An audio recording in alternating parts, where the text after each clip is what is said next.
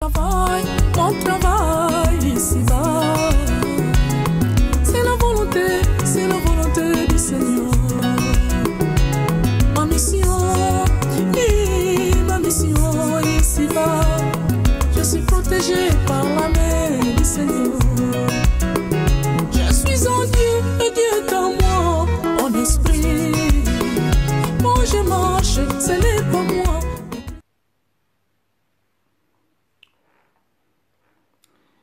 Yangwana ntoto mboli maboko likolo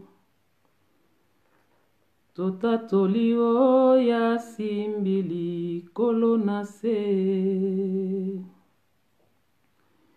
suki ya pembe ekobima te na moto na ye po aza Nzambe kumama nkolo kumama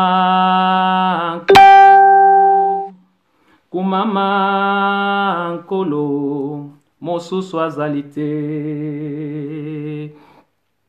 Nous vous saluons tous dans le nom de Jésus. Que le Seigneur vous bénisse, bien-aimés. Veuillez juste nous faire signe de votre connexion, de votre présence, s'il vous plaît.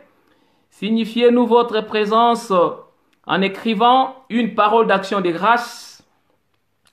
Écrivez-nous Amen, écrivez-nous Alléluia, écrivez-nous Gloire à Jésus, écrivez-nous Hosanna, juste pour nous signifier que vous êtes là, les penseurs du Christ.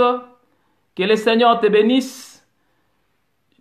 Toi qui viens te connecter, mon jeune frère Major, que le Seigneur te bénisse.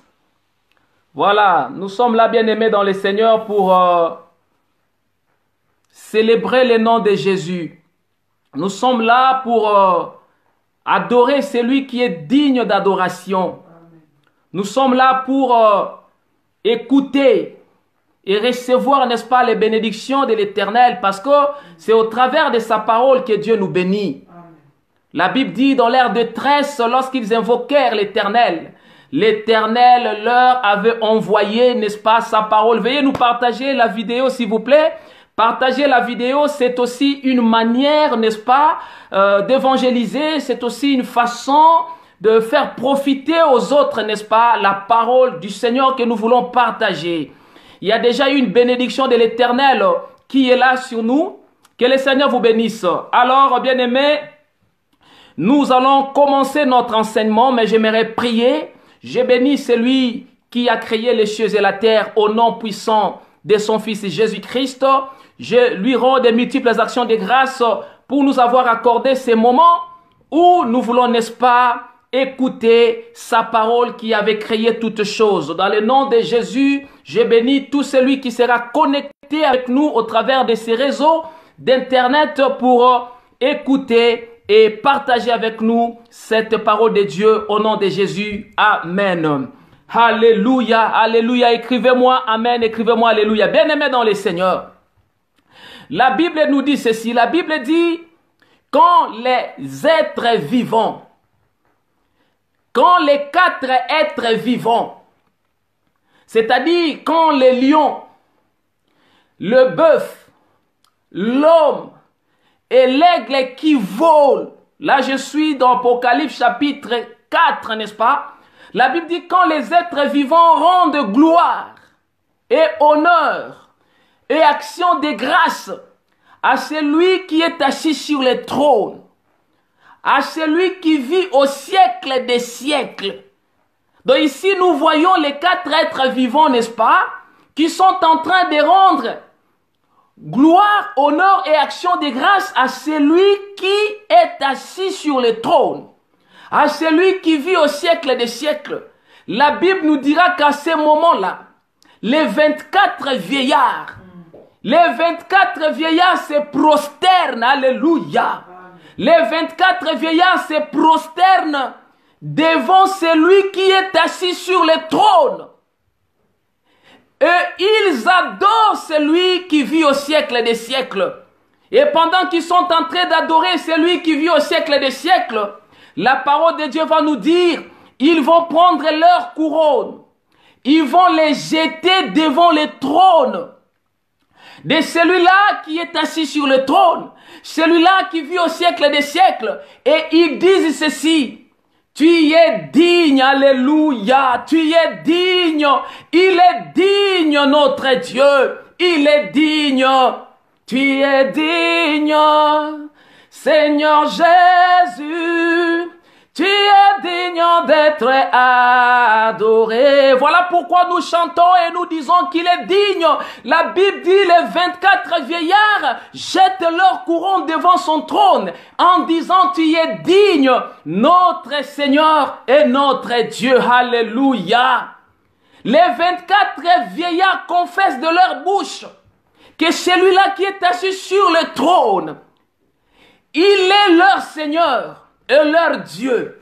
C'est pour autant nous rappeler, nous humains, nous devons nous rappeler, bien-aimés dans le Seigneur, que c'est Dieu que nous adorons, c'est Dieu que nous servons, c'est lui qui nous a créés, l'Éternel est Dieu. Il n'est pas que le Dieu pour les humains, il n'est pas que le Dieu des humains.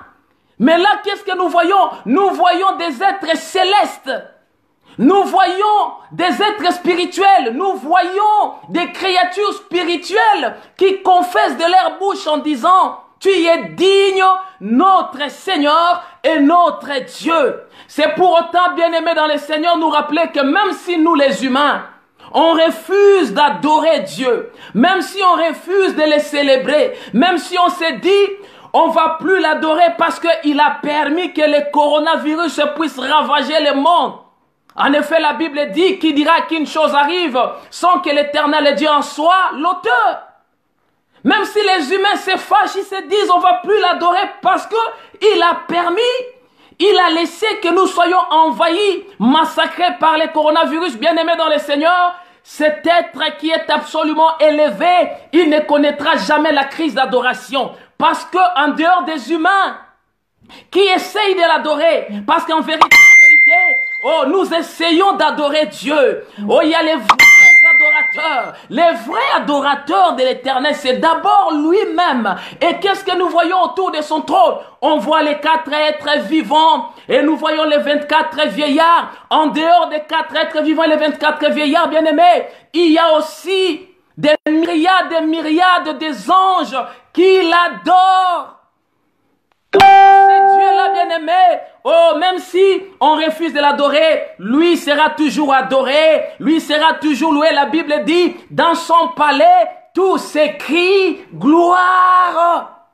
Dans sa maison, tout s'écrit gloire. Même si moi, je n'écris pas gloire, même si je ne confesse pas gloire à Jésus, gloire à Dieu. Dans son palais, tout s'écrit gloire, bien-aimé dans les Seigneurs.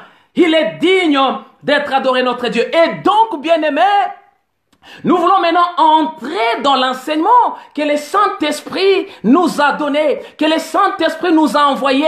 Faites-nous signe de votre présence, que le Seigneur te bénisse. Bless Malangi, que le Seigneur te bénisse. Bien-aimés dans le Seigneur. Alors, nous allons prendre nos Bibles. Nous allons prendre nos Bibles pour lire les il est écrit et les il est aussi écrit. Alléluia, j'aime ça. Alors nous allons lire, n'est-ce pas, dans Juges.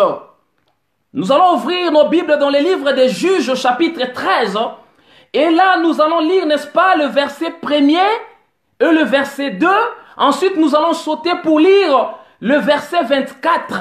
Veuillez nous écrire Juges chapitre 13, verset 1 à 2, et le verset 24. Que le Seigneur vous bénisse. Restez connectés, bien-aimés dans le Seigneur.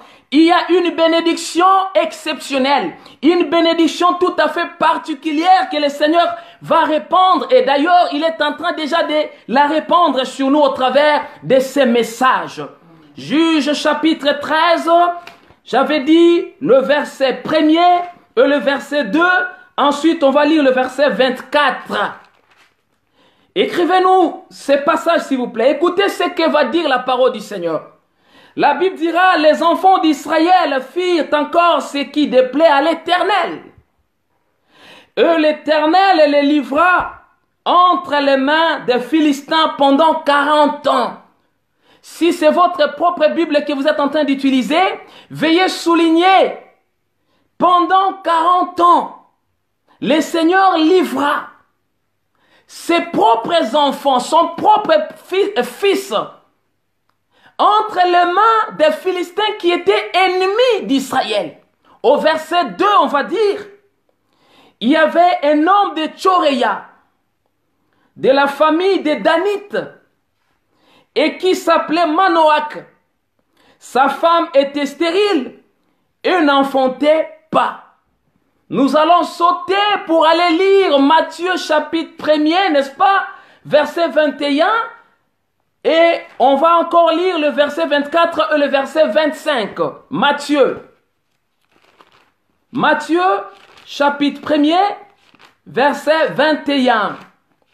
Là où je suis, il fait un peu sombre, donc j'ai un peu de difficulté pour pouvoir bien lire, mais je vais faire l'effort de bien lire. Donc voilà, Matthieu chapitre 1er, verset 21. Qu'est-ce que la parole de Dieu va nous dire? On nous dira ceci. Elle enfantera un fils et tu lui donneras le nom de Jésus. Alléluia. C'est lui qui sauvera son peuple de ses péchés. Verset 24 jusqu'au verset 25. On dira, Joseph s'étant réveillé, fit ce que l'ange du Seigneur lui avait ordonné. Et il prit sa femme avec lui. Mais il ne la connut point jusqu'à ce qu'elle ait enfanté un fils auquel il donna le nom de Jésus. Alléluia, Yeshua. Que le Seigneur bénisse la lecture de sa parole. Bien-aimés dans le Seigneur, nous voulons maintenant entrer prophétiquement dans ce que nous venons de lire, je vais dire. Ici, on a lu 2 passages, n'est-ce pas? Et dans ces 2 passages des Écritures, il est principalement question de la naissance de 2 personnages bibliques. Dans les Juges, on nous a parlé, n'est-ce pas, de la naissance de Samson. Tandis que dans Matthieu, on nous a présenté, on nous a parlé, n'est-ce pas, de la naissance de Yeshua. Donc ici, on a la naissance de 2 personnages bien-aimés dans le Seigneur. Maintenant, le thème de notre enseignement, nous voudrions parler autour d'un thème intitulé « Le mystère de Jésus-Christ dans le corps de Samson ». Nous avons Samson d'un côté et nous avons Jésus-Christ de l'autre côté. Maintenant, nous voudrions par la grâce de Dieu révéler au fait le mystère de Jésus, le Christ, mais dans la vie, au travers de la vie de Samson. En effet, Jésus-Christ, l'apôtre Paul dit que c'est lui qui est, n'est-ce pas, le mystère caché par Dieu en tout temps et dans tous les âges. La chose que Dieu avait cachée depuis toujours s'appelle Jésus. La personne que Dieu avait cachée depuis toujours s'appelle Jésus. Jésus, il est le mystère caché de Dieu en tout temps et dans tous les âges. Voilà pourquoi au travers de cet enseignement, par la grâce de Dieu, nous voudrions ôter les voiles qui étaient sur Samson pour essayer de voir, n'est-ce pas, la personne de Jésus notre Seigneur. Dans le corps de Samson, Colossiens chapitre 1er, versets 25 à 26. Parce qu'il faudrait que nous justifions ce que nous disons pour que nous ne puissions pas passer pour des menteurs. Nous disons que Jésus, il est le mystère caché par Dieu dans tout temps et dans tous les âges. Et on va pouvoir les justifier dans Colossiens chapitre 1er, versets 24 à 25. Écoutez ce que va nous dire la parole du Seigneur bien-aimé.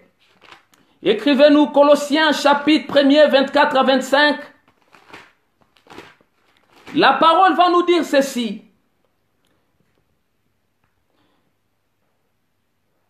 Il dit, je me réjouis maintenant dans mes souffrances pour vous, et ce qui manque dans les souffrances de Christ, je l'achève à ma chair, pour son corps qui est l'Église.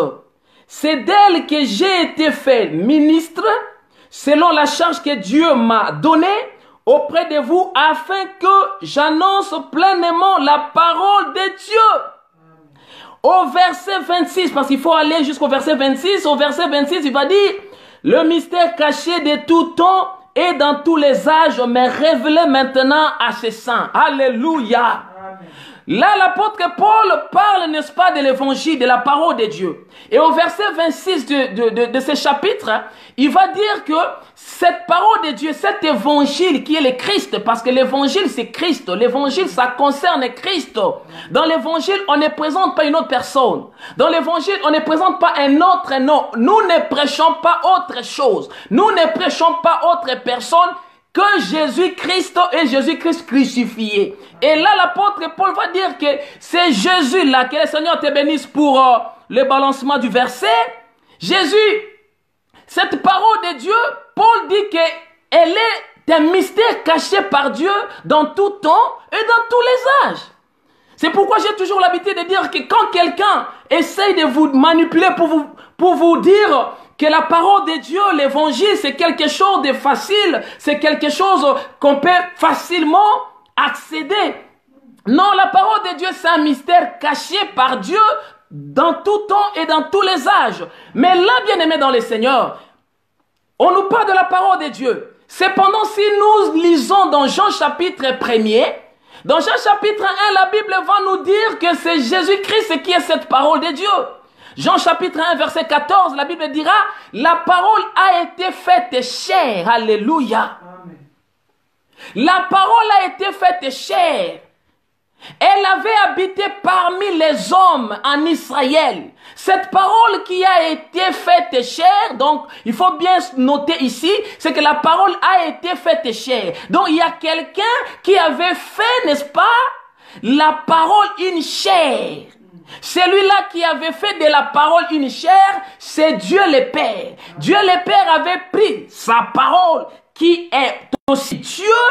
Il avait fait de cette parole un corps. Voilà pourquoi nous pouvons voir la parole d'un psaume. Lorsqu'il dit, tu n'as agréé ni sacrifice ni holocauste, mais tu m'as formé un corps. Celui qui dit, tu n'as agréé ni sacrifice ni holocauste, c'est la parole. Donc c'est notre Seigneur Jésus-Christ. Et c'est lui qui est le mystère caché. Et donc, bien ici, nous voudrions, comme nous l'avions dit, n'est-ce pas, révéler le mystère de ce Jésus dans le corps de Samson. Alors, nous avons Samson et nous avons Jésus bien-aimé. Nous avons Samson et nous avons Jésus. Nous, excusez-nous pour cette petite coupure. Ça fait partie, n'est-ce pas, des caprices de l'internet. Donc, nous avons Samson d'un côté et nous avons Jésus de l'autre côté. Or, vous allez remarquer, bien-aimés, vous allez comprendre qu'entre Jésus et Samson, celui qui avait vécu avant l'autre, c'est Samson. Sur le plan de la chronologie, Samson avait existé, si on peut le dire ainsi. C'est-à-dire que Samson avait fait son entrée dans le monde avant Jésus. Chronologiquement parlant, Samson était venu avant Jésus. Et donc, à la manière des humains, à la manière des hommes, dire qu'on peut révéler Jésus dans les corps de Samson, ça paraît absurde, ça paraît impossible. Parce que Jésus est venu après, sur le plan de la chronologie. Cependant, bien-aimé dans le Seigneur, entre Jésus et Samson, c'est lui qui avait existé le premier. Celui qui est plus âgé, celui qui est plus ancien que l'autre, c'est Jésus. Alléluia. Jésus, il est plus ancien que Samson. Jésus, il est plus ancien que tous les hommes, partant d'Adam jusqu'au dernier homme qui fera son entrée dans les temps. Jésus, il est le plus âgé, il est le plus ancien. Voilà pourquoi le prophète Daniel pouvait l'appeler l'ancien des jours. Jean-Baptiste va nous dire ceci lorsqu'il parle au sujet de Jésus. Lorsqu'il rend les témoignages de Jésus, j'aime ça. Jean-Baptiste va dire aux Juifs, il y a quelqu'un parmi vous. Quelqu'un est au milieu de vous. Celui-là, il vient après moi, mais il m'a précédé. Il parle de Jésus en disant que Jésus devrait venir après lui parce que Jean-Baptiste était en réalité plus âgé que Jésus. Il était plus âgé que Jésus de 6 mois. Jésus était moins âgé que Jean-Baptiste de 6 mois. Mais Jean-Baptiste va dire, celui qui vient après moi, il m'a précédé. Nous devrions saisir les mystères de Jésus.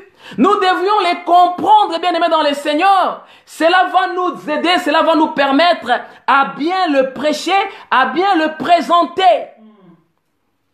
Il vient après moi, mais faites attention, celui-là, il est avant moi. Amen. En effet, Jésus-Christ, il est comme Zérak. Voilà.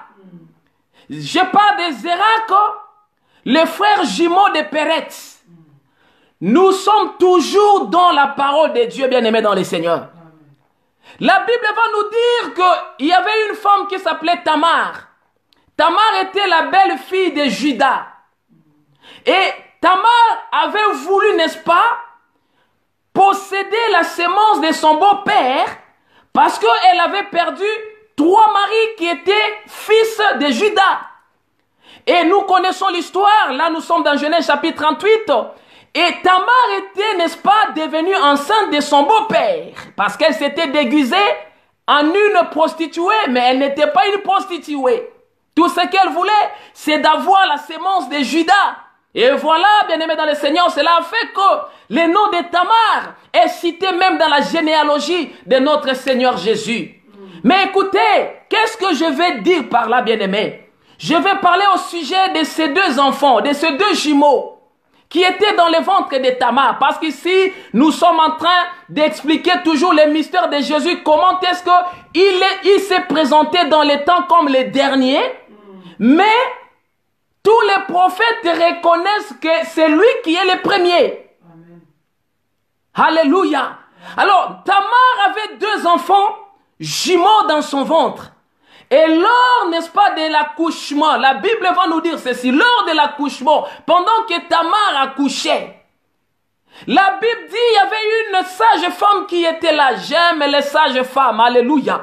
Parce que les sages femmes, si elles ne sont pas là, dans la pensée prophétique, la femme ne pourra pas accoucher. La femme ne pourra pas accoucher sans l'assistance, sans l'aide des sages femmes. La Bible dit pendant l'accouchement de Tamar, un enfant parmi les 2 qui étaient dans son ventre, alléluia, un enfant va présenter sa main.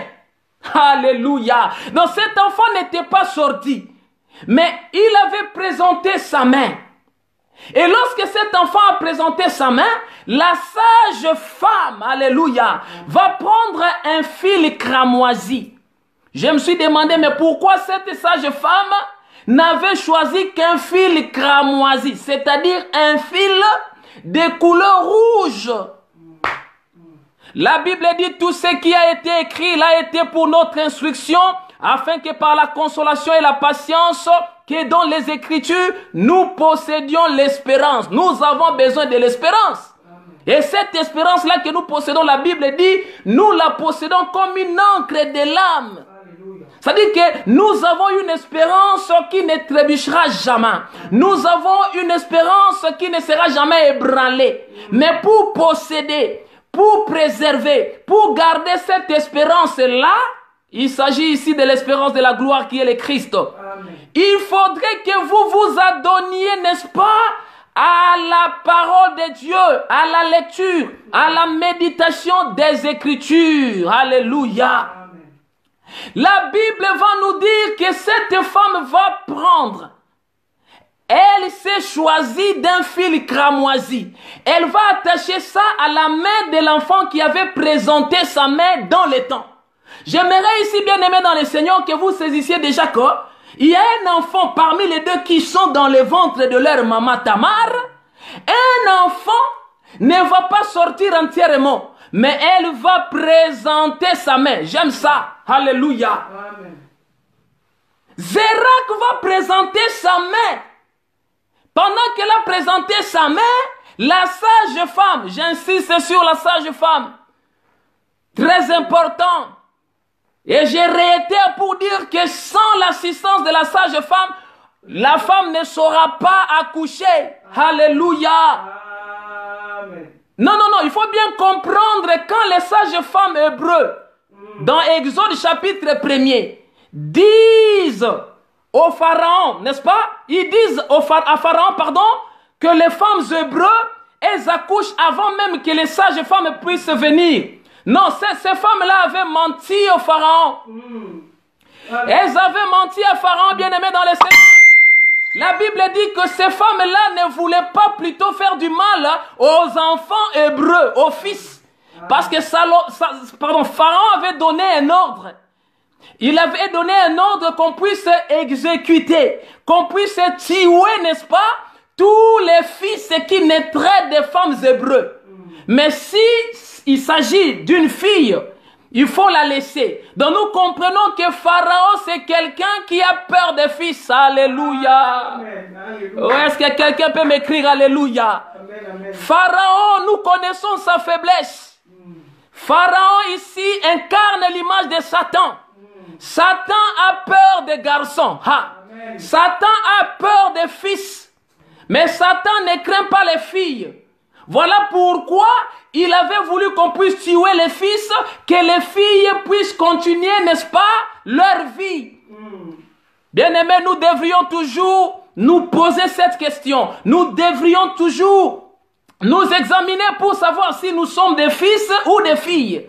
Alléluia. Êtes-vous un garçon ou êtes-vous une fille? Une fille, je vais dire, bien-aimé dans le Seigneur, excusez-moi.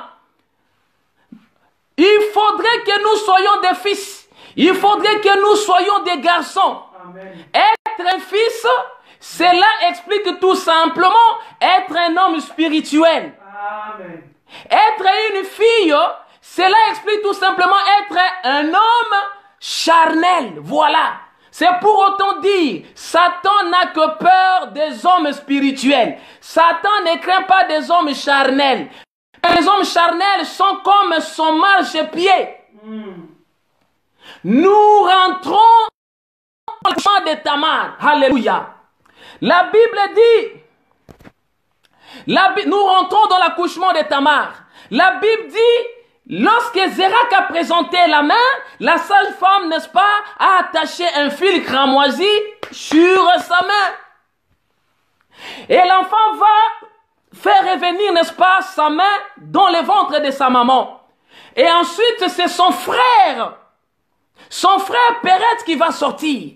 Péret, ça veut tout simplement dire la brèche. Donc quand cet enfant, cet autre enfant-là, celui qui n'avait pas présenté la main, quand il était sorti, c'est la sage femme qui va donner le nom à cet enfant-là.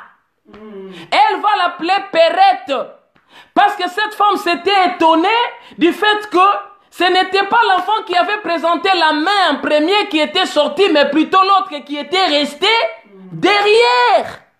Comment expliquer que celui qui était resté derrière pourrait sortir le premier? C'est ça le mystère de Dieu, c'est ça la folie de l'évangile. Oh, nous ici, nous sommes en train de vouloir dire ceci, bien aimé dans le Seigneur. C'est que Zérak, qui avait présenté sa main, mais qui n'était pas sorti, il incarne, n'est-ce pas, l'image de notre Seigneur Jésus-Christ. Au fait, on pourrait comprendre qu'entre ces deux enfants, Zérak et Péret, celui qui était véritablement né le premier, c'est celui qui avait présenté sa main dans les temps. Amen. Amen. Parce que sa main-là l'avait représenté dans les temps. Avant que Zérak puisse sortir entièrement, nous avons vu la main. Je veux dire, avant que Péret puisse sortir entièrement, nous avons vu, n'est-ce pas, la main de Zérak. C'est Zérak qui était le premier. C'est Zérak qui était le premier. Et Zérak, c'est l'image de notre Seigneur Jésus, alors que Péret, c'est l'image du premier Adam. En vérité, entre les premiers Adam, celui qui a été formé de la poussière de la terre, et le dernier Adam, celui qui est véritablement le premier, c'est celui qui s'est présenté dans les temps comme le dernier. Alléluia. Voilà pourquoi il pouvait dire, beaucoup de premiers seront les derniers, et beaucoup de derniers seront les premiers. En effet, en disant cela, le Seigneur Jésus-Christ ne perturbe pas l'ordre établi, mais il réorganise tout simplement, il rétablit tout simplement l'ordre des choses selon l'éternité. C'est pour ainsi dire, celui qui s'était présenté dans les temps comme le dernier, c'est lui qui est en réalité le premier. Donc c'est pour ainsi dire, entre Jésus de Nazareth et Samson, parce que nous parlons de Jésus de Nazareth et Samson, et nous disons que ici il est question de révéler les mystères de Jésus dans le corps de Samson. Et donc nous disons ceci, entre Jésus et Samson, celui qui est plus âgé, celui qui est plus ancien, c'est Jésus, bien-aimé dans le Seigneur. Samson, déjà selon la signification de son nom. D'après la signification du nom de Samson, Samson, ça veut dire les petits soleils. Alléluia. Samson incarnait déjà les mystères du soleil. Vous allez comprendre que dans Samson, il y avait 4 mystères. C'est-à-dire que Samson avait incarné les mystères de 4 natures. C'est ce que je vais vraiment dire. Samson était à la fois un soleil. Parce que son nom, ça signifie les petits soleils. Donc si on parle du petit soleil, c'est que quelque part, il y a un grand soleil. Amen. Pourquoi Samson, ça veut dire les petits soleils? Samson, ça veut dire les petits soleils parce que quelque part, c'est trouver les grands soleils. Voilà. Samson, il est à la fois le soleil, mais Samson, il est aussi à la fois un jeune lion. Parce que selon la prophétie de Moïse sur Dan, je parle de Dan parce que Samson était issu de la tribu de Dan. Il était un Danite. Et dans la prophétie, selon les bénédictions de Moïse sur les enfants d'Israël, là je suis dans Deutéronome chapitre 33, au verset 22. Vous verrez que Moïse va bénir Dan en disant ceci. Dan est un jeune lion qui se lance des basans. Donc Dan est un lion, un jeune lion. Samson qui est issu de Dan, c'est un Danite, lui aussi ne peut être qu'un jeune lion. Donc ici, bien aimé dans le Seigneur, ce que je veux, c'est que nous commencions déjà à voir dans Samson la nature du soleil. Il est un soleil, il est aussi, n'est-ce pas, un jeune lion parce que c'est un Danite, mais il est aussi un juge. Il est un juge parce que tous les Danites, ce sont des juges. Là, maintenant, c'est selon la prophétie ou la bénédiction prophétique de son père Jacob. Lorsque Jacob bénit ses enfants, nous sommes dans Genèse chapitre 49, bien aimé dans le Seigneur. Lorsque Jacob bénit ses enfants, sur Dan, Jacob avait dit que mon fils Dan, c'est un serpent. J'aimerais que nous lisions cela parce qu'il est à la fois un serpent et un juge. Nous sommes dans Genèse chapitre 49. Nous allons lire au verset... Attendez, je vais prendre Genèse chapitre 49. Ici, nous sommes en train, bien aimés dans le Seigneur, de révéler les 4 natures prophétiques qu'incarnait Samson. Nous avons déjà noté que Samson est un soleil. Selon la signification de son nom, il est aussi, n'est-ce pas, un jeune lion d'après la bénédiction de Moïse sur lui. Et là, maintenant, nous voulons voir la bénédiction de son père Jacob sur Dan. Genèse chapitre 49, versets 16 à 17. La parole de Dieu va dire... On dira, Dan jugera son peuple Donc Dan, il est aussi un juge. Or, vous allez comprendre par après qu'il n'y a pas deux juges. Il n'y en a pas trois. Amen. Il n'y a qu'un seul juge. Bien-aimé, il n'y a qu'un seul juge. La Bible dit les seuls juges, l'unique juge, c'est celui-là qui détient le pouvoir de juger et les morts et les vivants. C'est lui en qui il n'y a ni changement ni ombre de variation. C'est-à-dire, c'est lui qui est le même hier, aujourd'hui et éternellement. Et donc, nous comprenons que là, il est question de notre Seigneur Jésus-Christ. Mais ici, il n'est pas question de Jésus, mais c'est plutôt question de qui? C'est question de Samson. Quand son père les bénit, il dit ceci: Dan jugera son peuple, alléluia, un fils qui va juger ses frères. Nous connaissons qui est le juge par excellence. D'ailleurs, nous venons de révéler son nom, c'est notre Seigneur Jésus. Que le Seigneur vous bénisse. Amen. On dit, Dan jugera son peuple comme l'une des tribus d'Israël. Verset 17. Dan sera un serpent, j'aime ça, sur les chemins, une vipère sur les sentiers, mordant les talons du cheval, pour que les cavaliers tombent à la renverse. Alléluia. Donc nous voyons d'Adam la nature du juge, mais aussi la nature du serpent. Donc si Dan, il est juge et serpent, et donc comprenez que toutes ces natures-là s'incarnaient aussi dans Samson. Samson, lui aussi, il était à la fois un juge et un serpent. Donc, il juge quand il se transforme en serpent. Il exerce son jugement lorsqu'il transcende, n'est-ce pas, en serpent. Lorsqu'il porte la nature du serpent, c'est alors qu'il vient, il apparaît pour juger. Amen.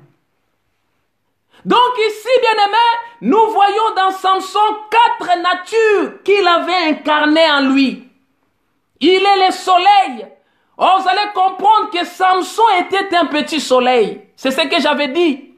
Il était un petit soleil parce que quelque part, alléluia, quelque part se trouvait le véritable soleil, les grands soleils. Et les grands soleils, c'est qui? Les grands soleils bien-aimés dans le Seigneur, c'est cet homme-là, le grand soleil. C'est cet homme maintenant lorsqu'il naquit. D'ailleurs, avant sa naissance, lorsque Jean-Baptiste, c'est lui qui devrait le présenter en Israël, naquit, lorsque Jean-Baptiste fut né, son père Zacharie avait prophétisé en disant, il prophétise au sujet de Jésus-Christ, mais il avait, n'est-ce pas, son enfant Jean-Baptiste devant lui. Mais il va dire que le soleil levant nous a visités. Il parle de la naissance de Jésus, mais il fait allusion à la visitation du soleil levant. Et il va dire que ce soleil levant nous a visités du ciel. Donc la venue de Jésus, la naissance de Jésus bien-aimé dans le Seigneur, dans le monde, c'était une visitation du soleil. C'était, n'est-ce pas, la venue, c'était l'apparition du soleil, c'est-à-dire l'apparition de la lumière. Celui en qui Jésus habite, celui en qui Jésus vit, dans sa vie bien-aimée dans le Seigneur, il ne peut être dans les ténèbres. Sa vie est éclairée parce que Jésus, il est le véritable soleil qui, en venant dans votre vie, il éclaire votre vie. Donc ici, bien-aimés dans le Seigneur, nous pouvons déjà comprendre que sur le plan de la prophétie, la naissance de Samson explique aussi la visitation du soleil que l'Éternel avait envoyé en Israël. La naissance de Samson était donc la visitation du soleil au milieu des enfants d'Israël. Israël avait besoin de la lumière. Israël avait besoin du soleil Parce qu'Israël était comme un peuple qui était assis dans les ténèbres. Il était assis dans les ténèbres parce qu'il était sous la domination de ses ennemis. Celui qui est sous la domination, celui qui est asservi par ses ennemis, il est donc dans les ténèbres.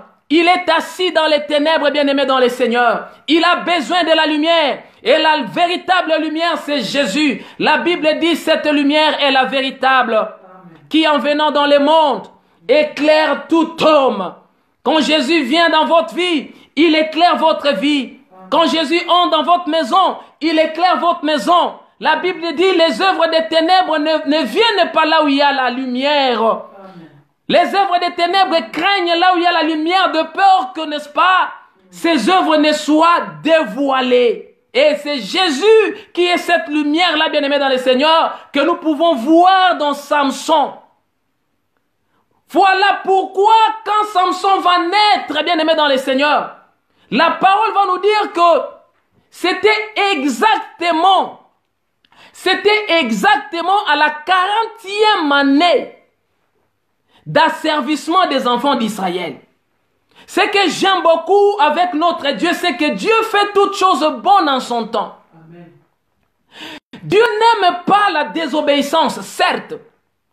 Avec Dieu, c'est que lorsque son enfant, lorsqu'un enfant de Dieu, lorsque le peuple de Dieu s'est méconduit à l'égard du commandement de Dieu, à l'égard de la parole de Dieu, Dieu, il est ces pères-là, il est ces papas-là, bien-aimés dans le Seigneur, qui n'aménagent pas sa verge.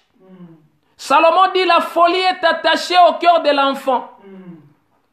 La verge de la correction l'aidera. Parce que la verge de la correction fera de sorte que la folie soit détachée du cœur de l'enfant. Amen.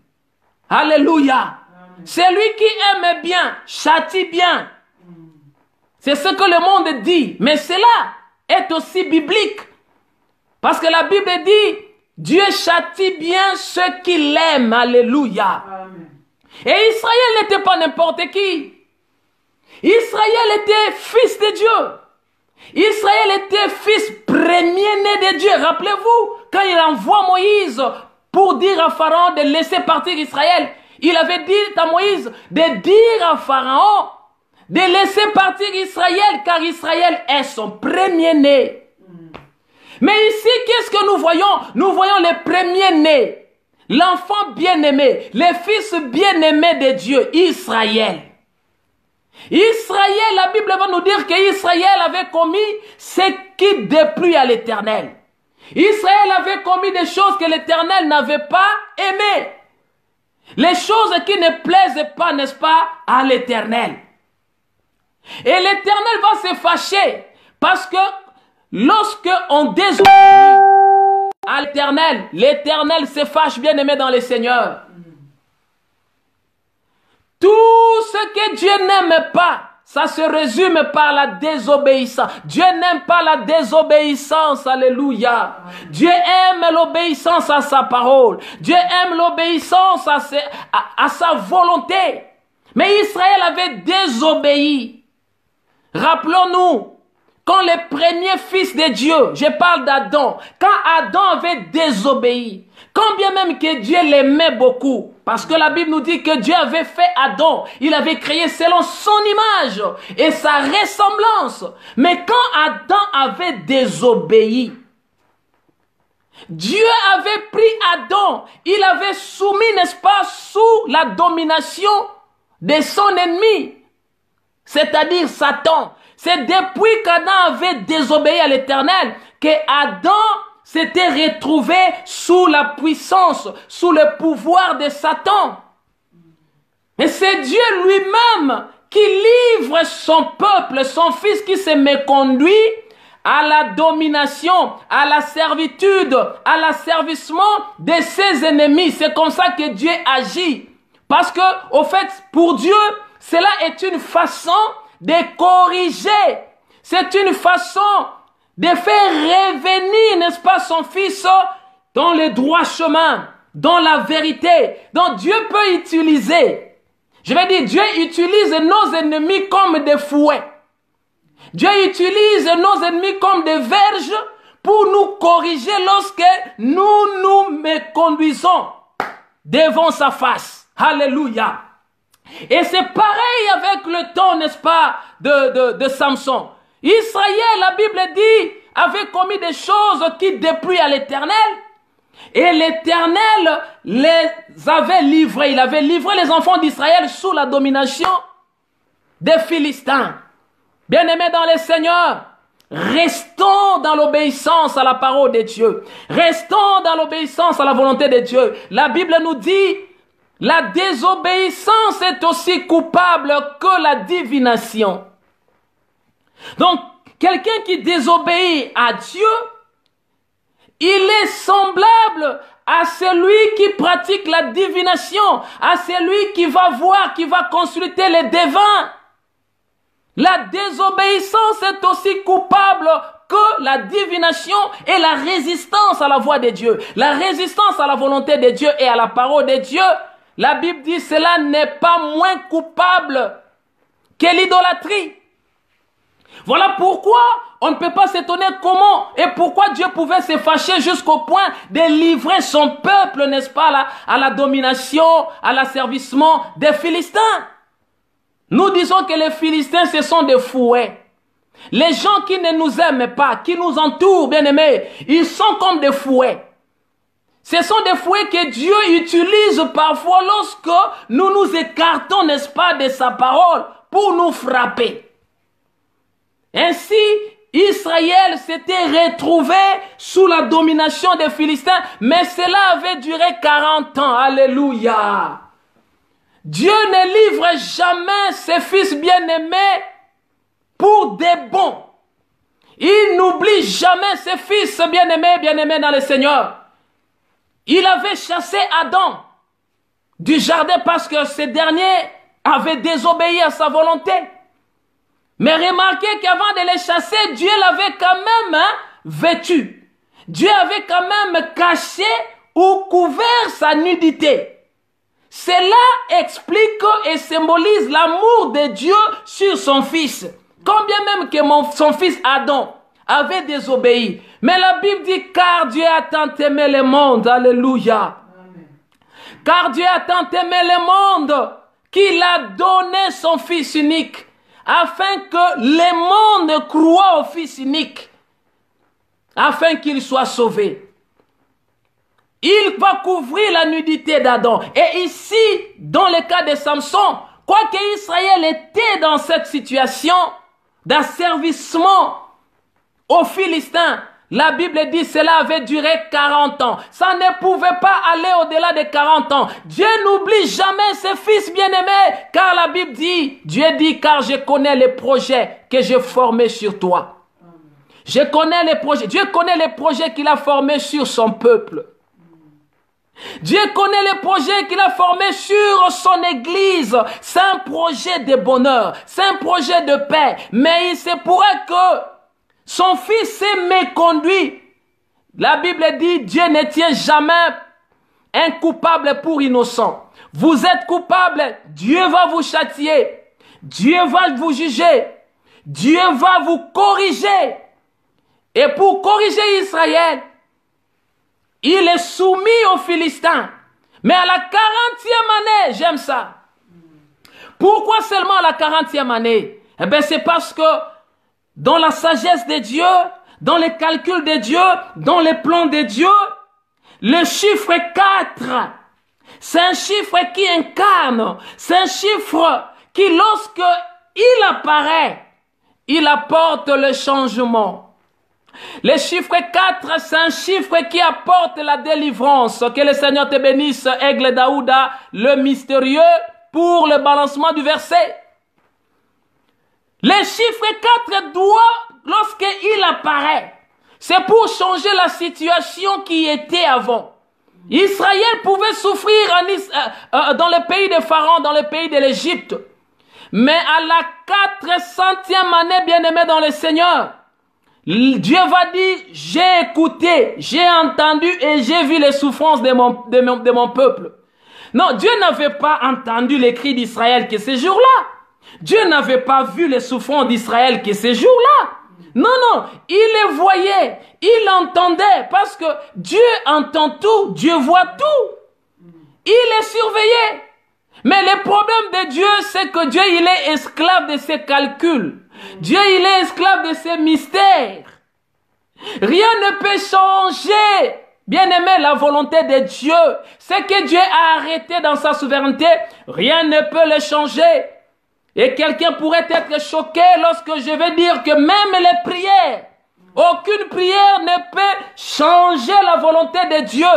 Oh, ça peut choquer, cependant, c'est la vérité, ça reste la vérité.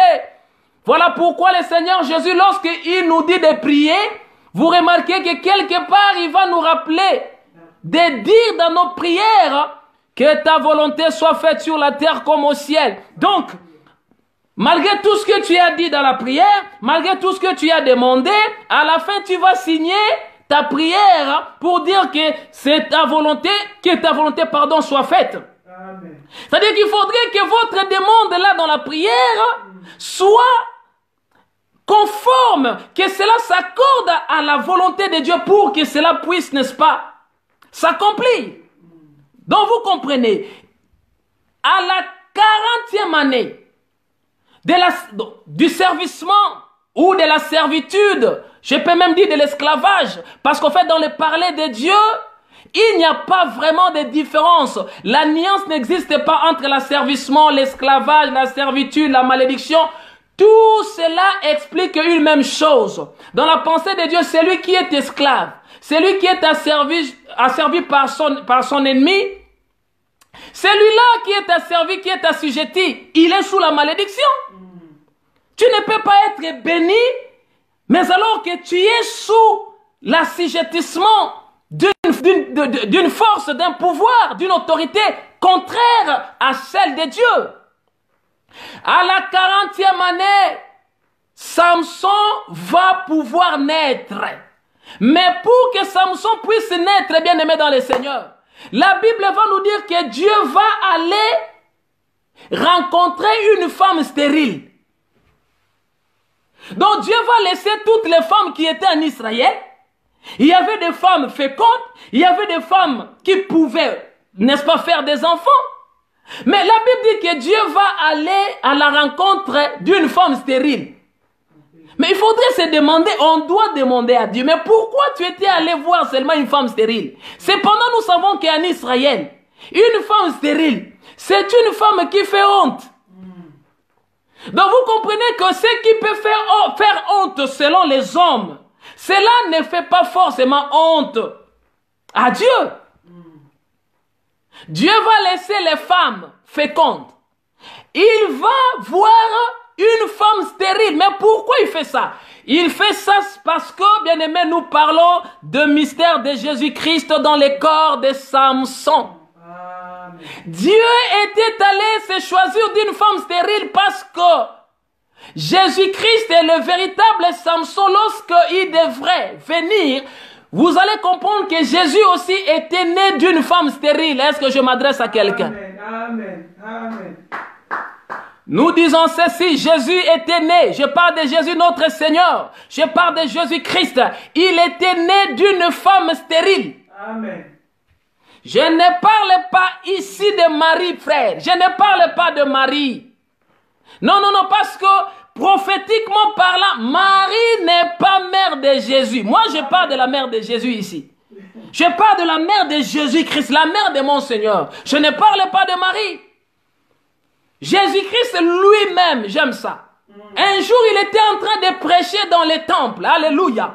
Et on vient lui dire, lui qui était en train de prêcher dans les temples, j'aime ça. Il était dans les temples et on vient lui dire que Jésus, tu sais que dehors, là, il y a ta mère, il y a tes frères et tes sœurs qui veulent te voir pour te parler.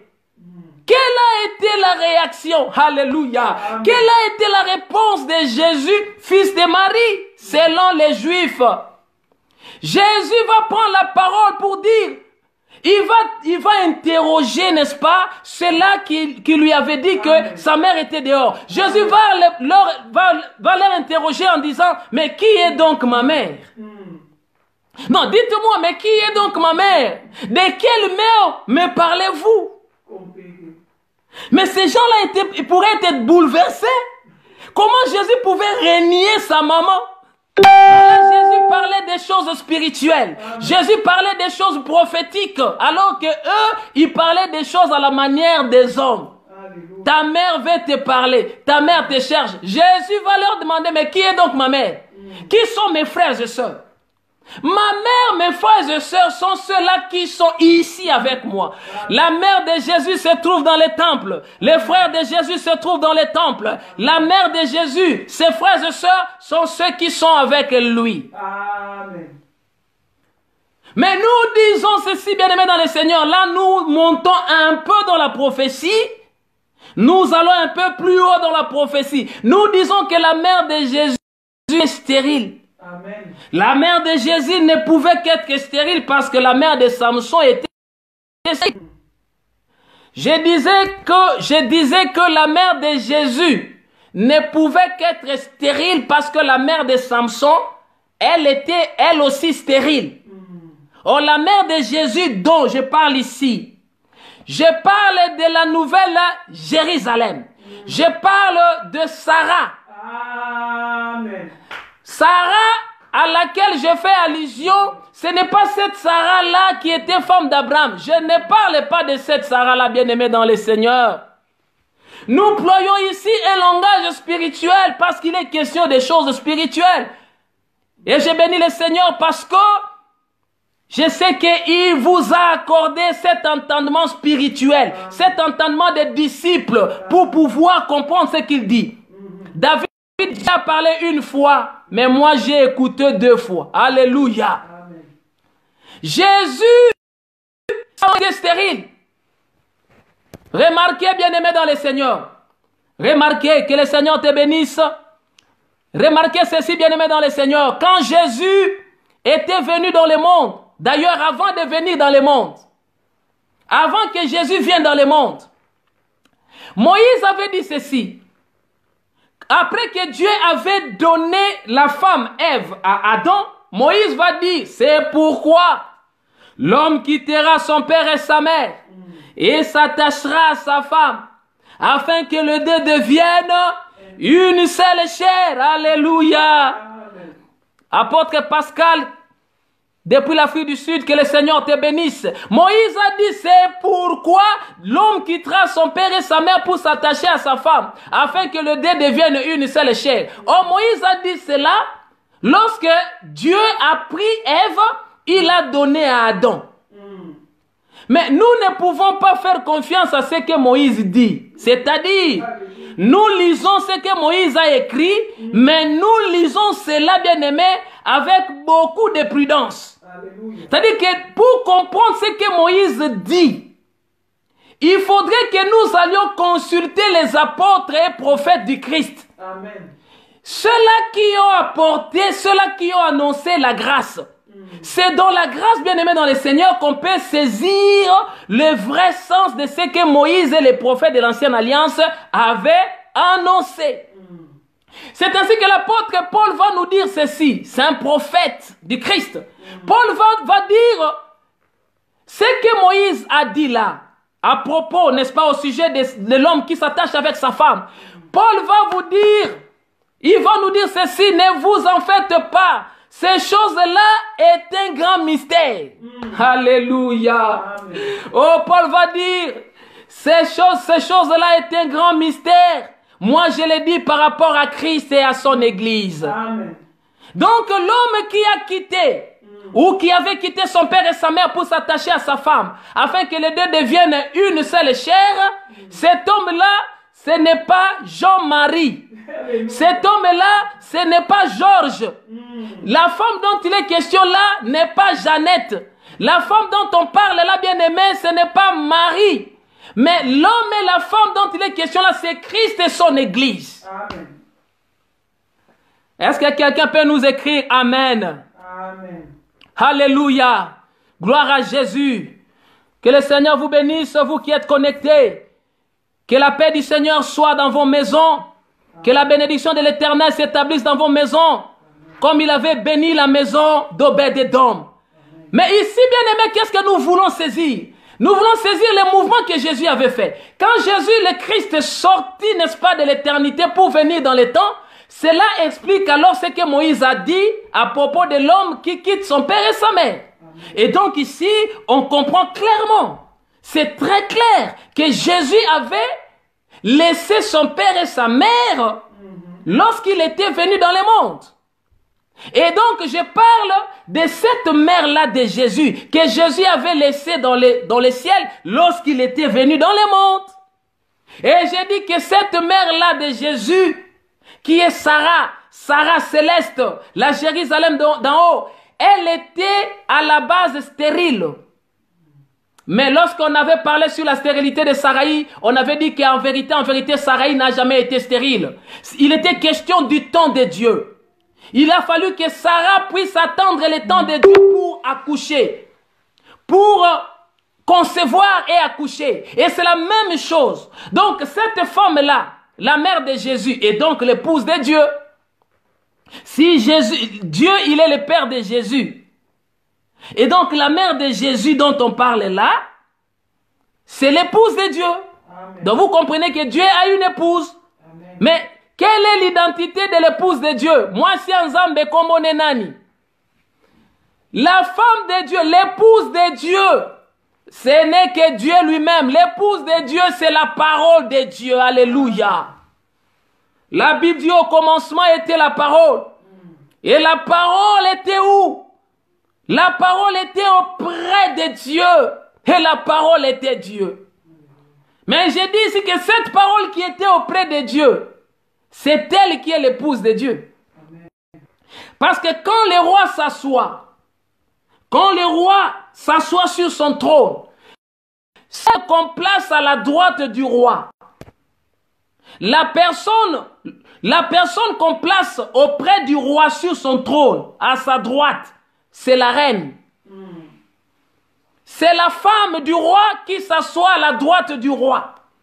Vous allez comprendre dans l'Apocalypse, lorsque la nouvelle Jérusalem va descendre, alléluia, alléluia, alléluia.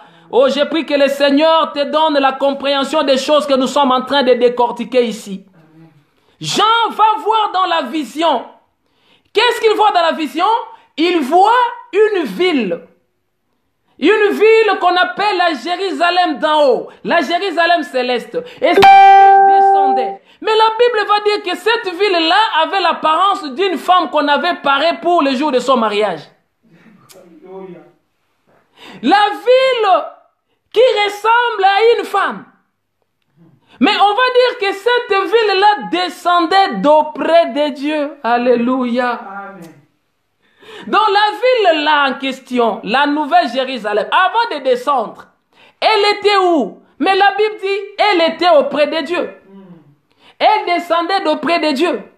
Mais cette ville-là, on nous dit qu'elle a l'apparence d'une femme. Alléluia. Amen. Ici, bien aimé, j'aimerais juste, tout simplement, révéler que cette ville-là que Jean voit, qui descend, ayant l'apparence d'une femme, c'est la femme de Dieu, l'épouse de Dieu, la mère de Jésus. C'est la parole de Dieu. Amen. La parole était auprès de Dieu. Et cette parole qui était auprès de Dieu, c'est elle qui descend comme, n'est-ce pas, une ville. Que le Seigneur vous bénisse. Amen.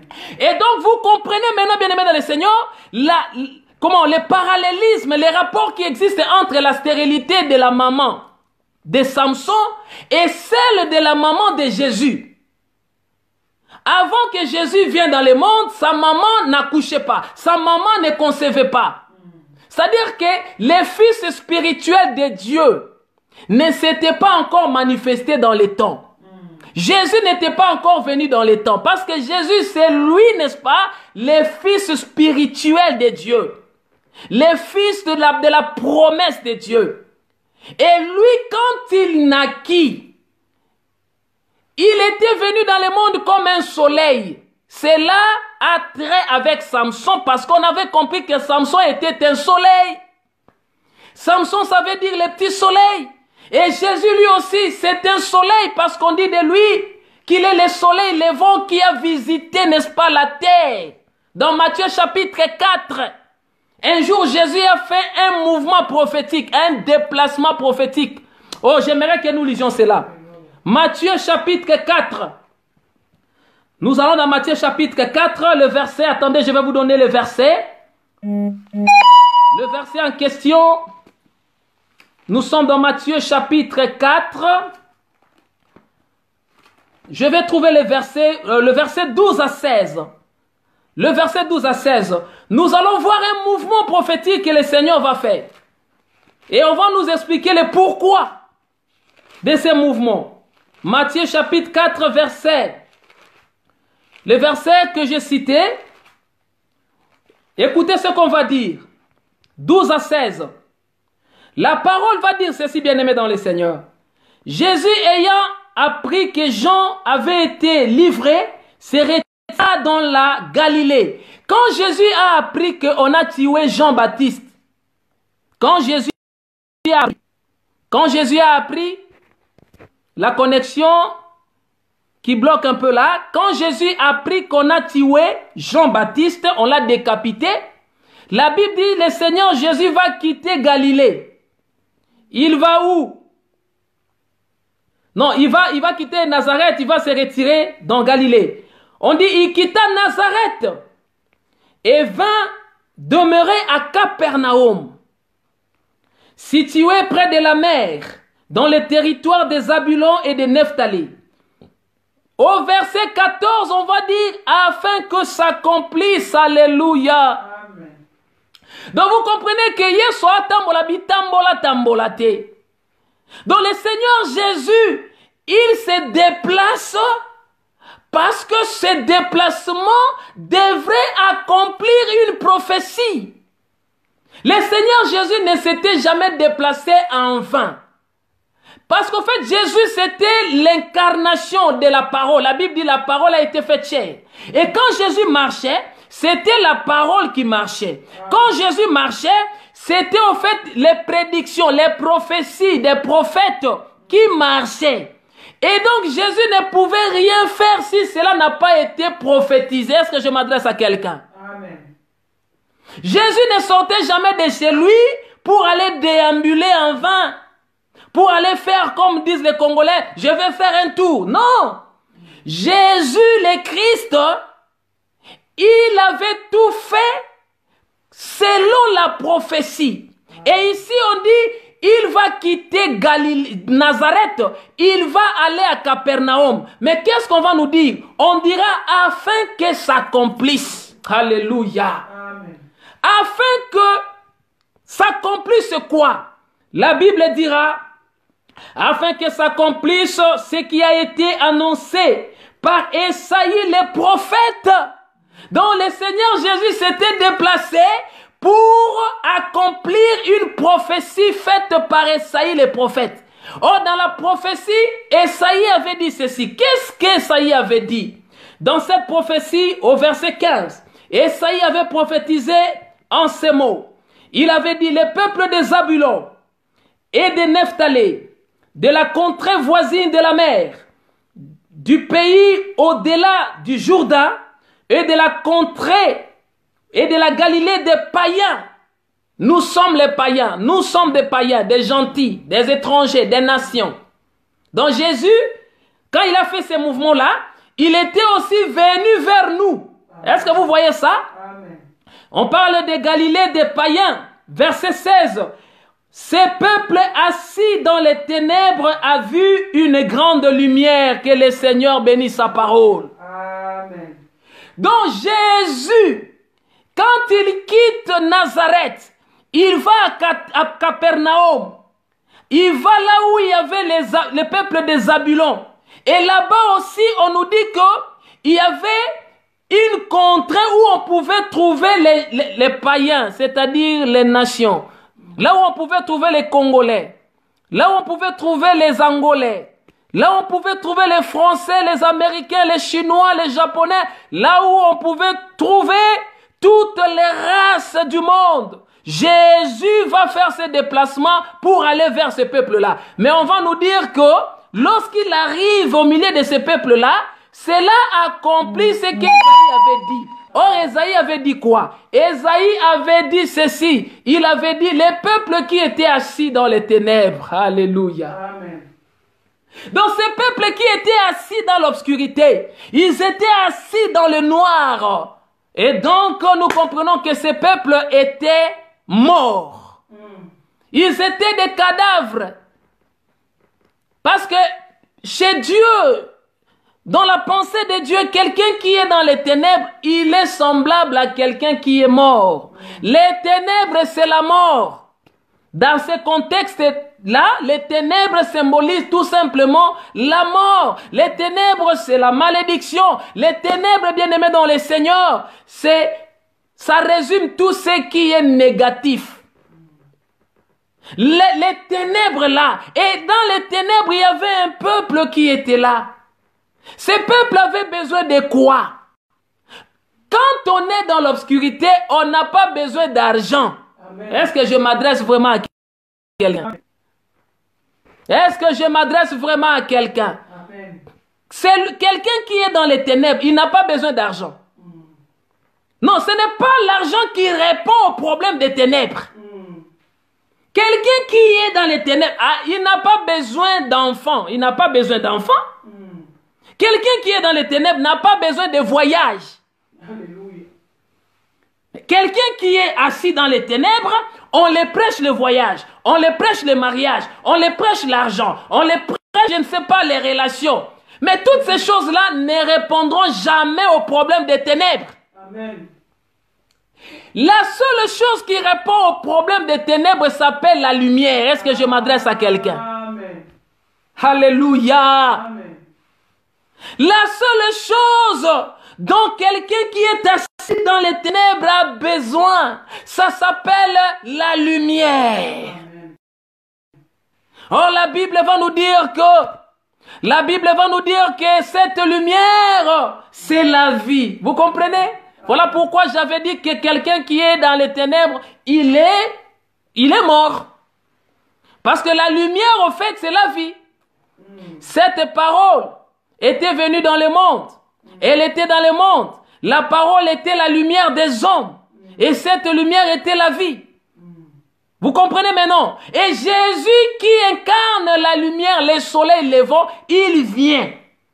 Et donc, nous comprenons que lorsque Jésus était arrivé dans ces contrées-là, Jésus avait éclairé ces contrées. Bien-aimé, il faut inviter Jésus. Il faut désirer que Jésus soit établi dans votre vie. Il faut désirer que Jésus soit établi dans votre foyer, dans votre maison, dans votre famille, pour que, lui, en tant que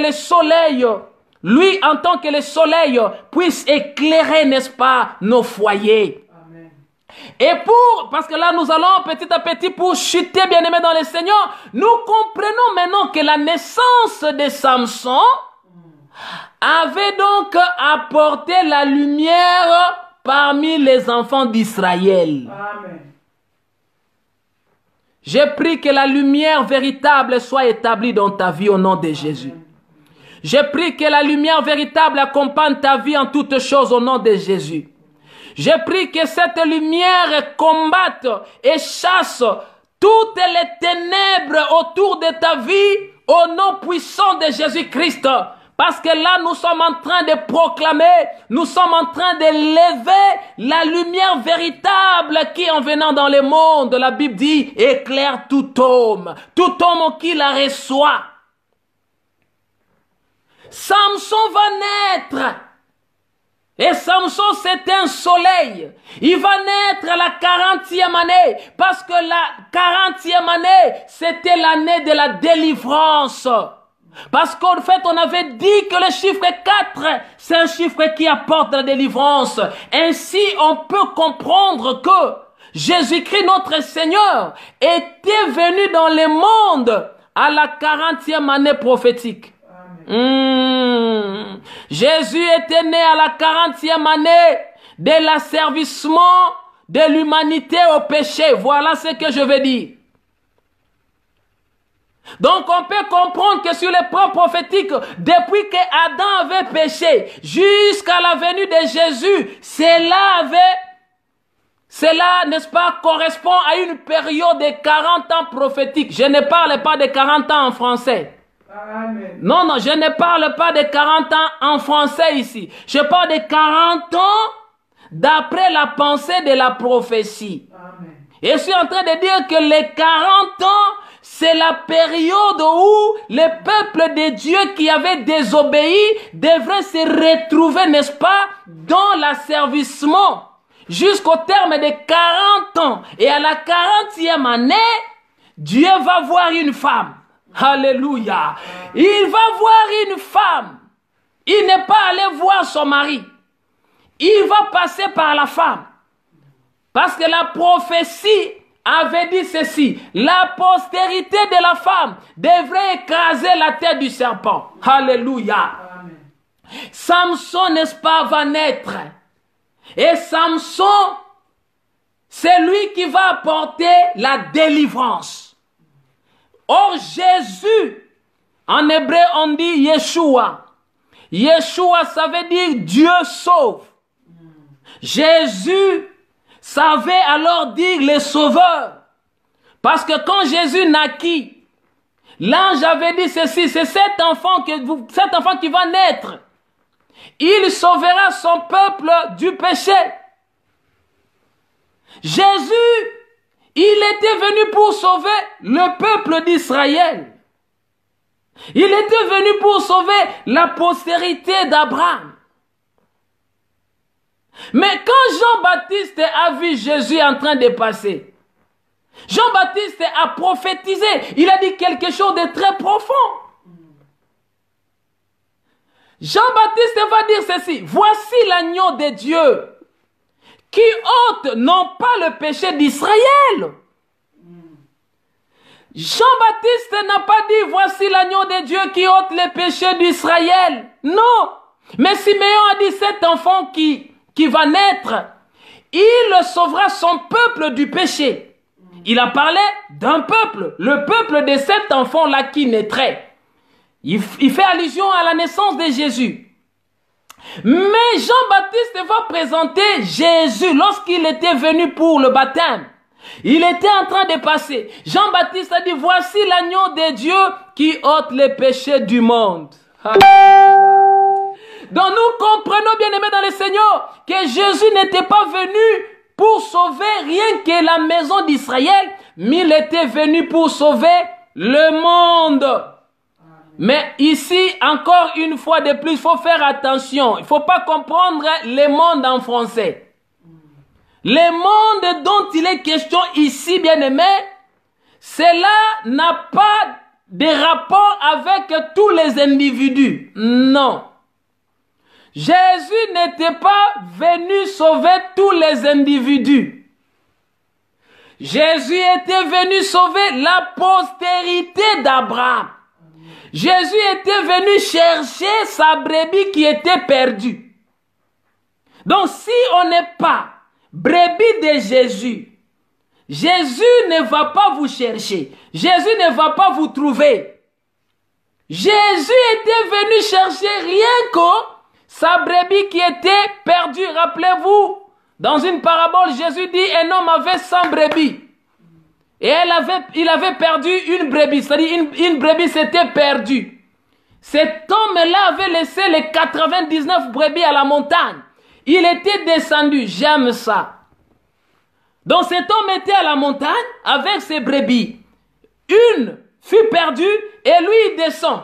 J'aime la descente de cet homme-là. Parce que la descente de cet homme-là m'explique la descente de mon Seigneur qui était venu me chercher. Il était venu me chercher. J'étais perdu. Nous étions perdus. Nous étions tombés, bien-aimés dans le Seigneur, dans une fosse. Alléluia. Amen. Oh, je me rappelle encore un jour, le Seigneur Jésus va guérir un homme qui avait la main sèche. Il guérit la main de cet homme-là. Et c'était un jour de sabbat. Alléluia. Et les Juifs, quand ils ont vu ça, les pharisiens, les sadducéens, la Bible dit, ils s'irritèrent de ce que Jésus avait accordé la guérison à une personne au jour de sabbat. Ils étaient méchants, ces gens-là. Et le Seigneur Jésus, sachant qu'il s'était indigné du fait qu'il avait sauvé quelqu'un le jour de sabbat, alléluia. Le Seigneur Jésus va leur demander ceci. Il va leur poser une question. Il leur demanda, mais qui d'entre vous, si sa brebis tombe dans une fosse, les jours de sabbat, la laissera là-bas, l'abandonnera dans cette fosse-là? La Bible dit que personne n'avait pu répondre à Jésus. Mais ici, qu'est-ce qu'on voit? Nous voyons la guérison d'une personne dont la main était sèche. Maintenant, pour que le Seigneur Jésus explique cette guérison, lui va parler d'une brebis qui est tombée dans une fosse. Donc c'est pour autant dire que Jésus, il considère que cet homme-là qui avait été guéri comme une brebis qui était tombée dans une fosse. Et c'était un jour de sabbat. Jésus était venu dans le monde. Un jour de sabbat. Jésus nous a sauvés un jour de sabbat. Jésus nous a délivrés un jour de sabbat. Donc, je ne suis plus dans une fosse. Bien-aimés, vous n'êtes plus dans une fosse. Vous n'êtes plus dans un trou. Vous n'êtes plus dans une prison. Parce que Jésus était descendu de la montagne. La montagne dont je parle ici, c'est la montagne de Dieu. C'est la montagne du royaume de Dieu. Jésus avait quitté la montagne. Il était descendu dans le monde, dans la vallée de l'ombre et de la mort pour nous chercher. Nous étions, n'est-ce pas, retenus par un pouvoir de Goliath, un pouvoir de Satan. Jésus était descendu dans la vallée de ce monde, comme David. Oh, vous allez comprendre que David aussi, il était descendu dans la vallée comme une quatrième personne. Je ne vais pas entrer là-bas, mais puisque nous parlons, n'est-ce pas, du mystère de la 40e année, Israël avait vu Samson naître au milieu de lui à la 40e année de son assujettissement. Alléluia. Samson va naître. Pourquoi Samson naquit-il? Pourquoi Dieu avait envoyé Samson dans le monde, au fait en Israël? Dieu avait suscité Samson en Israël pour que Samson puisse délivrer les Israélites, n'est-ce pas, de la servitude, de l'assujettissement, de la domination des Philistins. Ici, nous parlons des Philistins comme le royaume de Satan. Nous parlons des Philistins comme le monde. Nous parlons des Philistins comme le péché. Et Samson était venu pour délivrer les enfants d'Israël de cette servitude, de cette domination, la bien-aimée dans le Seigneur. Et Samson avait bien accompli sa mission. Vous allez remarquer que Samson avait bien accompli sa mission à la deuxième partie de cet enseignement, parce que là, on est en train de chuter. Nous allons comprendre que Samson avait accompli parfaitement sa mission. Nous savons que Samson était tombé amoureux d'une femme étrangère. Et je veux dire, sur le plan de la doctrine, on peut critiquer Samson. On peut le condamner même. Parce que Samson, c'est un enfant qui n'avait pas su écouter les conseils de ses parents. Samson n'avait pas écouté les conseils de ses parents. Samson était un enfant indocile. Samson était un enfant désobéissant. Ça, c'est selon la doctrine. Mais si nous allons, bien aimés dans le Seigneur, sur le plan de la prophétie, nous allons alors finir par comprendre que Samson n'avait pas échoué. Samson n'avait pas échoué. Samson avait réussi sa mission. Samson avait accompli parfaitement. Il avait accompli parfaitement sa mission. Parce qu'en fait, la mission de Samson était quoi? Sa mission était de tuer les Philistins, de faire, n'est-ce pas, sortir les enfants d'Israël de cette domination des Philistins. Et c'est ce que Samson avait fait. Donc, dans la prophétie, le fait que Samson avait pris une femme étrangère, cela n'est pas un péché. D'ailleurs, Moïse avait dit que si tu fais la guerre avec tes ennemis et que tu les vaincs, tu feras des captifs parmi tes ennemis. Et s'il arrive que parmi les captifs que tu vas faire là, tu vois une femme qui te plaît. Ça, c'est Moïse qui l'a dit. Si tu vois qu'il y a une belle femme, il y a une jolie femme parmi les captifs, Moïse dit que tu prendras cette femme-là pour qu'elle devienne ta femme. Et Samson va prendre une femme étrangère, bien aimée dans le Seigneur. Donc aujourd'hui, par la grâce de Dieu, on a parlé sur la naissance prophétique de Samson et on a pu, n'est-ce pas, comprendre, on a pu révéler le mystère, n'est-ce pas, de la naissance de Jésus, c'est-à-dire la venue de Jésus dans le monde. Comme Samson était né en Égypte, en Israël, pardon, pour délivrer les enfants d'Israël du pouvoir des Philistins, ainsi Dieu avait aussi envoyé Jésus dans le monde pour nous délivrer du pouvoir du péché. Ce que les enfants d'Israël avaient commis comme désobéissance est semblable, cela est une même chose à la désobéissance d'Adam. La Bible dit tous ont péché et ils sont privés de la gloire de Dieu. Mais ils sont gratuitement justifiés au moyen de la rédemption qui est Jésus. Donc, bien-aimés dans le Seigneur, pour conclure, nous dirions ceci.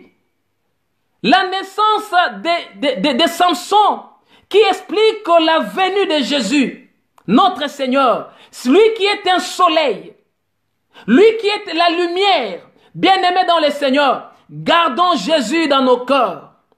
Gardons Jésus dans nos vies. Oh, gardons Jésus dans nos maisons. Amen. Donnons à Jésus une place haute, comme cette femme de distinction avait fait lorsqu'elle avait reçu le serviteur de Dieu, Élisée. Elle avait construit une chambre haute chez elle. La chambre haute de votre vie, c'est votre esprit. La chambre haute de votre vie, c'est votre cœur. La place qu'on peut donner à Dieu dans nos vies, bien-aimés dans le Seigneur, c'est notre cœur. C'est ça la chambre haute. Et cela, bien-aimés dans le Seigneur, explique la présence de Jésus dans nos vies et donc la naissance de Samson pour la délivrance d'Israël. Prochainement, par la grâce de Dieu, le dimanche prochain, nous allons entamer la deuxième partie de cet enseignement sur le mystère de Jésus dans le corps de Samson. Que le Seigneur vous bénisse. Je prie, ne quitte pas d'abord, je vais prier pour tout le monde qui était connecté. Je prie au nom puissant de Jésus-Christ. Nous croyons, Seigneur, que tu es vivant. Nous croyons que tu es miraculeux. Nous croyons à ta main invisible et puissante. La Bible dit qu'il a cru à ce qui nous est annoncé, qui a reconnu les bras de l'Éternel. Nous sommes heureux parce que nous avons reconnu les bras de l'Éternel. Les bras de l'Éternel, c'est Jésus-Christ notre Seigneur. Seigneur, je prie que ta main, que ton bras puissant puisse se manifester favorablement dans la vie de tout le monde qui s'était connecté, mon Dieu, mon roi, pour écouter et profiter de cette bénédiction au travers de ta parole. Au nom de Jésus-Christ, j'interdis au virus, au Covid-19 qui ravage le monde, qui ravage les hommes. J'interdis à ces virus de pouvoir s'introduire dans leur famille au nom puissant de Jésus-Christ. Que le sang de l'agneau nous serve de sceau de protection dans le nom de Jésus. Soyez bénis et passez une excellente journée dans la grâce du Seigneur. Amen. Que le Seigneur vous bénisse.